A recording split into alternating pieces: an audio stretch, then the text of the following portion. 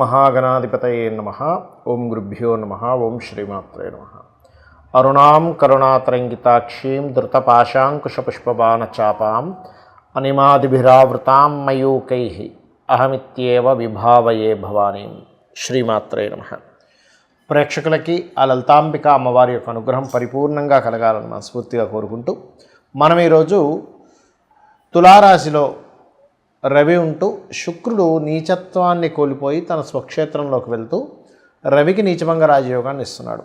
తద్వారా ద్వాదశ లగ్నముల వారికి లగ్నం తెలియని వారి రాశి నుంచి చూసుకోండి ఎటువంటి శుభ ఫలితాలు జరగనున్నాయి. తులారాశిలో రవికి కనుక నీచభంగ రాజయోగం జరిగి అదేవిధంగా రవి 2వ తేదీ నుంచి శుక్రుడితో కలిసి ఉండి నీచభంగ రాజయోగాన్ని పొందుతూ 16వ తేదీ నుంచి మారిపోతున్నాడు.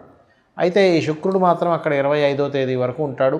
మధ్యలో ఆఖరి 2 రోజులు కూడా బుధుడు కూడా కలుస్తాడు. దీనివల్ల కొంత యోగాలు కలుగుతున్నాయి.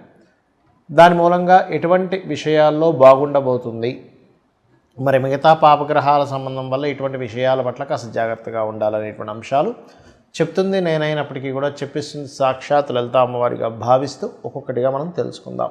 ధనస్సు వారి కనుక చూసుకున్నట్లయితే లాభస్థానంలో నీచభంగ రాజయోగం రవికి కలిగింది. 2వ తేదీ నుంచి 25వ తేదీ వరకు ఉండేటువంటి గ్రహస్థితిలో ముఖ్యంగా వ్యాపారాలలో లాభాలు, ఎక్కడికో వేరే ప్రాంతానికి వెళ్ళి అక్కడ ఏదైనా సరే బిజినెస్ ప్రారంభిద్దాం అనుకునేటువంటి వారికి బాగుంది అని చెప్పుకోవచ్చు.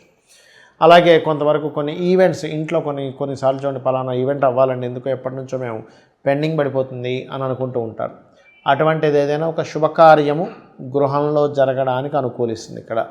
అయితే ఇక్కడ ఈ 12వ స్థానంలో ఎప్పుడైతే కుజుడు బుధుడు ఉంటున్నారో ఈ కుజ బుధుల యొక్క సంబంధం ఏదైతే ఉందో ఇది ఇచ్చేటువంటి రిజల్ట్ ఏమిటి అని చెప్పి చూసుకున్నట్లయితే ఇది ప్రధానంగా గుర్తుపెట్టుకోండి. ఈ కుజ బుధులు ఎప్పుడైతే ఉన్నారో ఈ కాంబినేషన్ ఏదైతే ఉందో పర్టికులర్గా ఈ కుజ బుధ కాంబినేషన్ పర్టికులర్గా ఇచ్చేటువంటి రిజల్ట్ ఏమిటి అని చెప్పి చూసుకున్నట్లయితే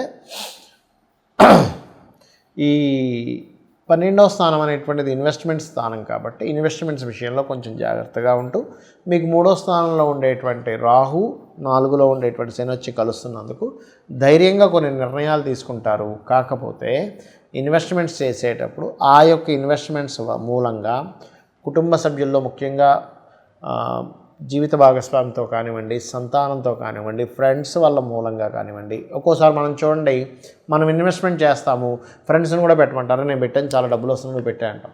తీరా వాళ్ళందరూ పెట్టాక ఏదైతే కొన్ని ఫ్రాడ్స్ జరుగుతూ ఉంటాయి. అయ్యో వాళ్ళందరితో పెట్టించాను, ఇప్పుడు వాళ్ళు ఏమంటారు నేను నమ్మి పెట్టాను నువ్వు బాధ్యుడు అంటూ ఉంటారు. కాబట్టి ఇటువంటి విషయాలలో ముఖ్యంగా మీతో పాటు మీ ఫ్రెండ్స్ని కూడా ఇన్వెస్ట్మెంట్ చేయించేటువంటి అంశాలలో చాలా చాలా చాలా జాగ్రత్తగా ఉండాలి ధనస్సు వారు. ఇక మీరు నిత్యము చేయవలసిన దేవతారాధన లక్ష్మీ నరసింహస్వామి యొక్క ఆరాధన చేయండి. కేతు శని రాహు బుధ గ్రహాల దగ్గర దీపారాధన చేయండి. అన్ని విధాలా మీకు బాగుంటుంది. చాలామందికి ఈ నీచభంగ రాజయోగాలు కానివ్వండి, విపరీత రాజయోగాలు కానివ్వండి జన్మజాతకంలో ఉంటాయి. కానీ మనం ఎక్కడికి వెళ్ళినా సరే ఏమండి మీకు ఫలానా యోగం ఉంది అంటుంటారు, కానీ వాళ్ళ జీవితం చూస్తే చాలా డౌన్లో వెళ్తూ ఉంటుంది. అర్థం కాదు ఏమిటంటే ఇది ఉందన్నారు కానీ నాకు చూస్తేనేమో పెద్దగా ఏమి కలవట్లేదు, అంతంత మాత్రంగా ఏదో ఉద్యోగం చేస్తున్నాను, ఎప్పుడు ఫైనాన్షియల్గా ఇబ్బంది పడుతున్నా అంటూ ఉంటారు. ఇక్కడ ఏంటంటే మీరు అర్థం చేసుకోవాల్సింది ఒక యోగము అది గోచారంలో ఏర్పడేటువంటిది తాత్కాలికంగా వచ్చిపోతుంది. కానీ మన జన్మజాతకంలో ఒక గొప్ప యోగం ఉంది అని అన్నప్పుడు ఆ యొక్క యోగము పాపకత్తెరలో ఉందా శుభకత్తెరలో ఉందా గుర్తుపెట్టుకోవాలి. అలాగే ఆ యోగాన్ని కలిగించేటువంటి గ్రహాలు ఎటువంటి ఫలితాలను ఇవ్వడానికి ఉన్నాయి అంటే ఎలా అంటే ఇప్పుడు ఉదాహరణకి ఒక వ్యక్తికి ప్రాపర్టీ మూలంగా ధనం కలిసి వచ్చేటువంటి యోగం ఉంది. అలాంటప్పుడు ఏంటంటే ఆ జాతకుడు ఆ జీవుడు అమ్మాయి కావచ్చు అబ్బాయి కావచ్చు అప్పుడు ప్రాపర్టీ రిలేటెడ్ సంబంధించిన యాక్టివిటీ చేస్తేనే అవుతుంది. కానీ ఇంకోటి ఏదో ప్లాన్ చేసుకుంటూ ఇంకో దాంట్లో నాకు రావట్లేదంటే అవ్వదు. ఎలా అంటే చూడండి ఒక చిన్న ఎగ్జాంపుల్ చెప్తాను. మన బాడీలో పలానా వైటమిన్ తగ్గింది అని చెప్పారు డాక్టర్ గారు. విటమిన్ సి అనో విటమిన్ డి అనో B12 అనో సంథింగ్ తగ్గింది. అప్పుడు మనిషి ఏమవుతాడు, అతని యొక్క తత్వం అతని శారీరకంగా మానసికంగా కొంత స్ట్రెస్ అవుతూ ఉంటాడు. అంటే హెల్త్ బాగోకపోవడం వల్ల అవి సపోర్ట్ చేయకపోవడం. అప్పుడు ఏం చేస్తాం మనం ఎగ్జాక్ట్లీగా B12 పెంచేటువంటి ఒక ట్యాబ్లెట్ ఇంజెక్షన్లో తీసుకుంటాం. అప్పుడు ఎగ్జాక్ట్లీగా అది పెరిగినందుకు కొంచెం ఎనర్జైజ్ అవుతాడు. అలాగే ఇక్కడ ఆ ప్లానెట్ ఆ కాంబినేషన్ ఏదైతే ఉందో దానికి సంబంధించినటువంటి కర్మ చేయడం మీకు ఆ యోగాన్ని ఇస్తుంది. ఒకటి పాయింట్ నెంబర్ 1. రెండవది, ఇక్కడ ఏ గ్రహాలు మనకి పాపకత్తెరలో ఉన్నాయి అంటే చిన్న ఎగ్జాంపుల్ చెప్తాను నేను మీకు. మీకు ఏదైతే మహాదశ నడుస్తుందో అంటే ఉదాహరణకి సూర్యభగవానుడు ఓన్ హౌస్లో ఉన్నాడండి, సింహరాశిలో సూర్య మహాదశ రాబోతుంది, అద్భుతం, అది ఇది అని. కానీ సూర్యుడికి అటు ఇటు శని రాహువులు ఉన్నారు. అప్పుడు ఏం చేస్తుంది?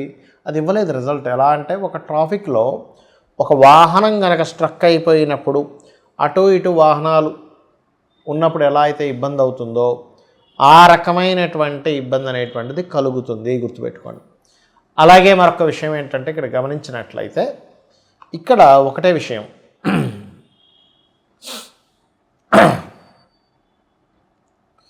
ఇక్కడ ఏంటంటే మీకు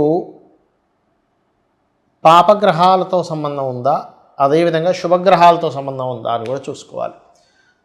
శుభగ్రహాలతో సంబంధం ఉంటేనేమో శుభకర్తెరలో కనుక ఉన్నట్లయితే మీకు రాబోయే మహాదశ కానివ్వండి, మీకు ఉండేటువంటి ఎటువంటి నీచభంగ రాజయోగం కానివ్వండి, విపరీత రాజయోగం కానివ్వండి, అది మీకు ఒక గోల్డెన్ పీరియడ్గా పరిగణింపబడుతుంది ఆస్ట్రాలజీలో.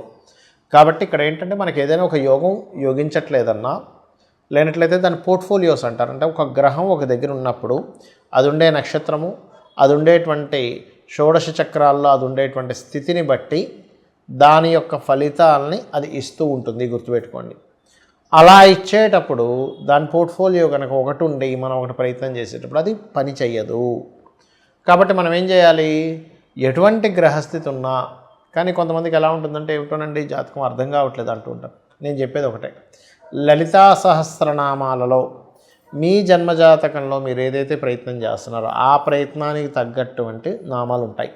అంటే ఉదాహరణకి ఉద్యోగం రావట్లేదు, అప్పుడు ఏంటి, ఉద్యోగం అసలు ఎక్కడ ఉంది మీకు? విదేశాల్లో ఉందా, వేరే రాష్ట్రానికి వెళ్తే ఉందా, ఇంట్లోని కూర్చొని వర్క్ ఫ్రమ్ హోమ్ ఉందా, లేనట్లయితే అంటే రెండు ఉద్యోగాలు చిన్న చిన్న జాబ్స్ రెండు చేసే ఉంటాయి, అలా ఉందా, లేకపోతే అసలు యోగమే లేకుండా వ్యాపార యోగం ఉందా? ఫస్ట్ ఇది మీరు ఐడెంటిఫై చేసి దానికి సంబంధించినటువంటి ఏ గ్రహమైతే మనకు సపోర్ట్ చేయాలో ఆ గ్రహ సంబంధించిన అధిష్టాన దేవతను ఆరాధించడము. ఏ ప్లానెట్ మూలంగా అంటే ఇక్కడ ఏంటంటే గ్రహాలు మనల్ని ఇబ్బంది పెట్టడం కాదు, మన కర్మ గ్రహ రూపంలో ఒక సాఫ్ట్వేర్ లాగా పనిచేస్తూ ఉంటుంది. ఆ గ్రహ సంబంధించినటువంటి దానం ఇవ్వడము, ఆ గ్రహ సంబంధించినటువంటి హోమం చేసుకోవడము లేదా తర్పణం చేయడము, ఆ రకంగా చేస్తూ ఉండాలి. అప్పుడు మీకు ఖచ్చితంగా 100% మీరు ఏదైతే లైఫ్లో ఒక గోల్ అనుకుంటున్నారో అది ఖచ్చితంగా తీరుతుంది. దీంతోపాటు ఇప్పుడు ఉద్యోగం రావట్లేదు, ఓం మాణిక్య మకుటాకార జానుద్వై విరాజితాయ నమః. ధనపరమైన ఇబ్బంది ఎక్కువగా ఉంది, ఓం సంపత్కరీ సమారూఢ సింధుర వ్రజసేవితాయే నమః. లేదు అనారోగ్య సమస్యలు ఇబ్బంది పడుతున్నారు, ఆరోగ్యం బాగుండట్లేదు, అలాంటప్పుడు ఓం సర్వవ్యాధి ప్రశమని సర్వమృత్యు నివారిణి అగ్రగణ్య అచింత్య రూప కలికల్మషనాశిని నమః.